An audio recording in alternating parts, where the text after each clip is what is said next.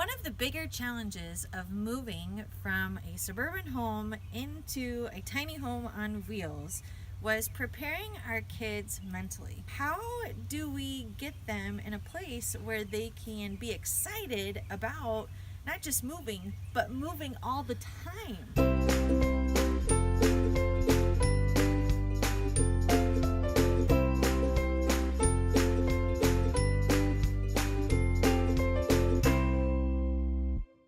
So it's one thing to get Trisha and me on board. We were thinking about it. We would do more research. But it's not just Trisha and me. It's the 4 kids. It's Hannah and Sarah and Gideon and Isabel. We're a family. So how do we get all of us on board with this adventure? That was the challenge we were facing. So just like putting our house on the market, finding a tow vehicle, and downsizing all of our possessions was a process, so it was a process to prepare our kids. And there were several different things that we did over a span of months to help all of us get used to this idea of living in an RV full time. So one of the things that we did with the kids is we watched other YouTube families who had gone through the same transition as us. One of the YouTube families that we really got into was Keep Your Daydream with Mark and Trish and their kids. And so we would gather our kids around the TV, we'd watch YouTube, would watch their journeys, and that really helped our kids get a picture of what our new life would be like. I think that even helped me to adjust and to think about this idea realistically.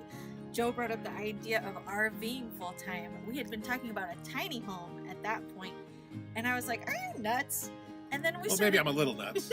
And then we started watching Keep Your Daydream, and that is when I started thinking, oh my goodness, this is really a possibility. A few other families that we really appreciated being able to watch and I think helped our kids warm up to the idea was Norp and South. Yep. They have 9 kids and they were RVing in a 5th wheel. And so, I mean, that's way tighter than us, a family of 6 and a dog. If they could do it with 9 kids, we could do it with 4 kids, so we reasoned. Right. We'll see how it works out. And Less Junk, More Journey was another influential family. Gone with the Winds, they're currently sailing, but they had done the RV life beforehand. Another family that I really enjoy watching is the Family Fulfillment Project, and they're a little bit newer, both on YouTube and to RVing full time. And so that seeing them in their early stages was also helpful for all of us to be able to kind of get our minds around this idea. So another thing we did to help the kids come along in this journey is we would talk about what the RV life would be like around the dinner table, asking questions. We would answer those questions, and we would really dream together. The physical process of downsizing our things helped to make this idea more realistic to the kids. We often dream together, and we have done that our entire marriage. The kids say they hate the dreaming phase because it takes forever. But here we were beyond the dreaming phase and now helping the kids get ready for an actual implementation of the dream. Right, so in the last video, we showed you how we gave the kids an RV box, a storage box, and their suitcase to try to start minimizing their belongings, deciding what was most important to have with them all the time on the RV, what they wanted to keep but put in storage, and then their clothing. And just that physical process made it a lot more real for everybody. Yeah, the kids were able to join in the process of getting ready. Another thing we did with the kids is we did the garage sales with them. The kids selling some of their stuff and manning the garage sale, making lemonade and cookies and selling that. All that process, it brought the kids along with the journey. And during the course of those sales, they could tell people what they were doing. People would see that we were moving because we had put out signs saying moving sale. Of course, we have a sign in front of our house. But then the kids could tell people, yeah, we're going to move into an RV and, answer people's questions. And sometimes it would be, wow, that's so cool. And other times it'd be like, what are you doing? But for them to have to explain it along with us, again, helped make it a little more real. Another thing we did with the kids is we took them to an RV store and we walked around RVs together. We looked at Class A's and B's and C's. We looked at travel trailers, big ones, small ones, so the kids would get an idea of what it was like to be in an RV. Another thing that we did is we went to an RV show in downtown Milwaukee, right? And again, the kids were able to see all these different RVs and walk around. They thought it was so neat. It was like looking at a tree fort or something. And so that really helped bring the kids' hearts along through the process. What was fun about that was that, of course we get excited about different things, but then they get excited about different things too. And we can all kind of decide on what are the values that we have together as a family for what we want to be in our new RV, for how we want the layout to be. And so that became a family process, and not just mom and dad making decisions, but an opportunity for the kids to have input as well. And it was important for us to listen to the kids. I wanted them to feel like this was a family decision we were making together. Now, of course, we could have made that decision on their behalf and said, this is what we're doing, but we wanted to kind of win their hearts over to this vision together and listening to their input. What do they like? What do they not like? Especially with the bunkhouses and the layouts and the slide outs and the bathrooms. That was a fun adventure, just listening to them as they were learning and getting used to this new vision. And even as we were watching these different channels on YouTube of full-time RVers, we were able to see different things that we liked in their RVs and things that we wanted to implement into ours, such as curtains on the bunk beds, so the kids could close the curtains and have a little more privacy. We saw those in a couple different RV tour videos. And so just little things like that helped give them ideas, helped give them input, and have helped us to make our home more personalized. Another thing we did with the kids is we took them together to get passports.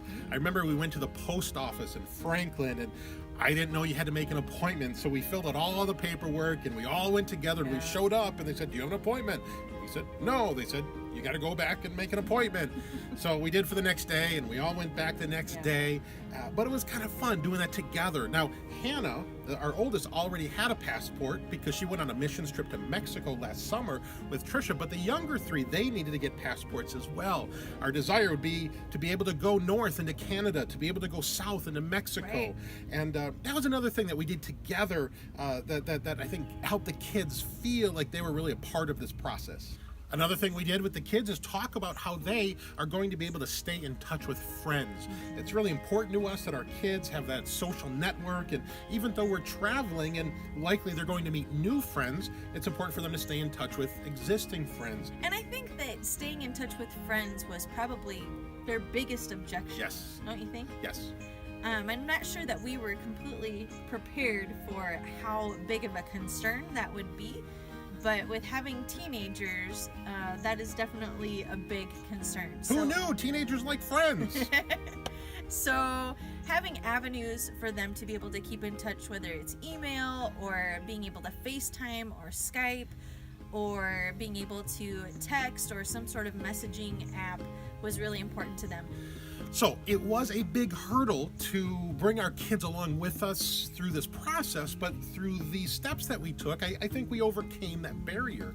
And now that we're RVing a little bit, the kids are enjoying it. They're saying that they like it. And I think that's because we took our time to bring the kids through the process. I remember other YouTube families saying it takes 9 or 12 or 18 months to prepare this transition.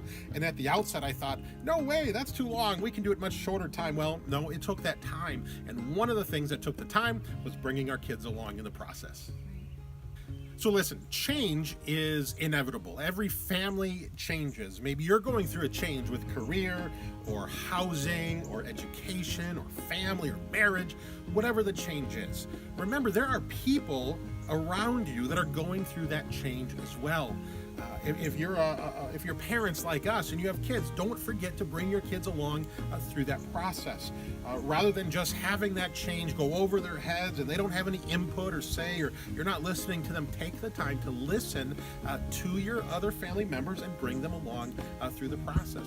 Let us know if you've had opportunities like that where you've had major changes and maybe you successfully brought your family along.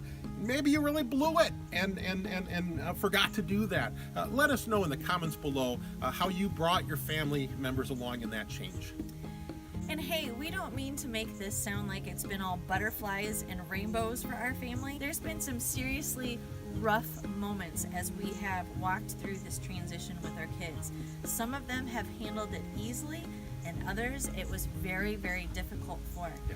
But now that we are past that point of transitioning and we are fully into our RV, we have found that the anxiety leading up to it was way worse than the actual doing of it. And so we are in a much better place now.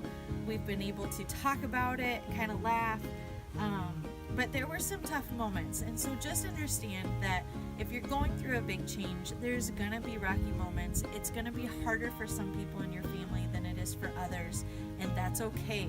It just takes patience and love and perseverance and a whole lot of prayer.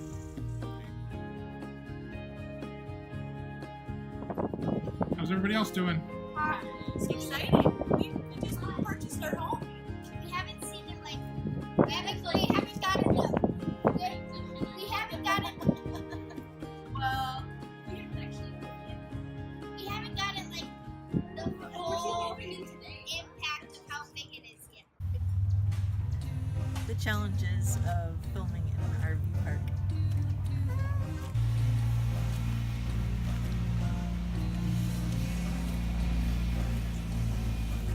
To the situation and seeing that process.